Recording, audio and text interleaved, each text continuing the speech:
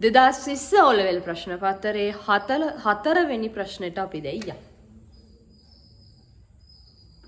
4වෙනි ප්‍රශ්නය තුලදී කතා කරන්න තියෙන්නේ පුතේ මේස පරිගණකයක් තුල පවතින ආචයන උපක්‍රම ඒවායේ ආචයන ධාරිතාව අනුව අවරෝහණ පටිපාටියට දක්වන්නලු. අවරෝහණ විශාල එකේ ඉඳන් කුඩා එකට තමයි පුතේ අපි මේක දක්වන්න ඕනේ. හරි. අපි මුලින් කතා කරගමු ආචයන උපක්‍රම ආචයන ධාරිතාව අනුව කොහොමද කොටස් වෙන්නේ කියලා. පුතේ ආචයන උපක්‍රම ටික ගත්තට පස්සේ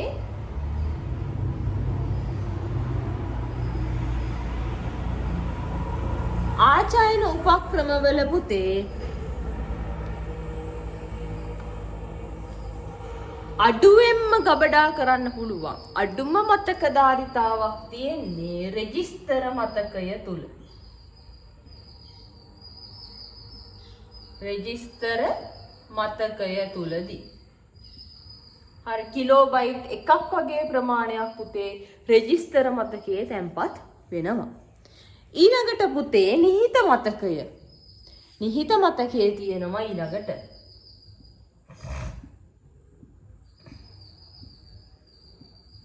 නිහිත මතකයේ තියෙනවා ඊට පස්සේ.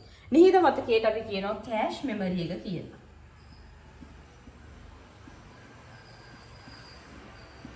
රයිට්. නිහිත මතකයේ තුල ගත්තට පස්සේ පුතේ මෙගාබයිට් 3ක් මෙගාබයිට් 32ක් වගේ ප්‍රමාණයක් අපි ගබඩා කරගන්න පුළුවන්කම තියෙනවා.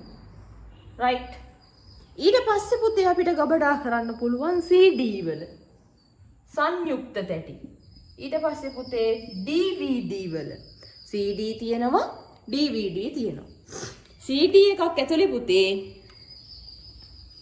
මෙගාබයිට් 650ක් 900ක් වගේ ප්‍රමාණයක් ගබඩා කරන්න පුළුවන්කම තියෙනවා. DVD එකක් ගත්තට පස්සේ පුතේ ගිගාබයිට් 4.7ක වගේ ඉඳන් ගිගාබයිට් 9ක් වගේ ප්‍රමාණයක් අපිට ගබඩා කරන්න පුළුවන්. ඊළඟට තියෙනවා පුතේ අපි ගන්න RAM එක. එහෙම නැත්නම් ඇවිල්ලා පුතේ සසම්භාවී ප්‍රවේශ මතකය. සසම්භාවී ප්‍රවේශ මතකය. සසම්භාවී ප්‍රවේශ මතකයේ තුල පුතේ ගිගාබයිට් එකක ඉඳන් 64ක් වගේ වෙනකම් දත්ත ගබඩා කරන්න ආචයන ධාරිතාව පුළුවන්කම තියෙනවා. ඊළඟට පුතේ අපි දන්නවා ROM එක. ROM එක කියන්නේ ඇවිල්ලා පුතේ පඨන මාත්‍ර මතකය. ROM එක කියන්නේ පඨන මාත්‍ර මතකය. පඨන මාත්‍ර මතකය තියෙනවා. ඊළඟට සැනලි මතකය ෆ්ලෑෂ් මෙමරි එක.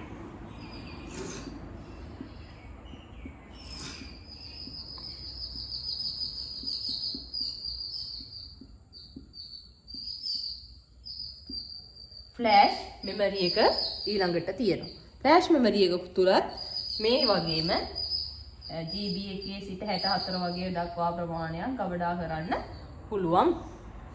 ඊට පස්සේ දෘඩ තැටිය තියෙනවා. ඊළඟට දෘඩ තැටිය හાર્ඩ් ඩිස්ක් එක අපිට GB 100ක ඉඳන් ටෙරාබයිට් 6ක් වගේ ප්‍රමාණයක් වෙනකම් ඕක ගබඩා කරන්න පුළුවන්.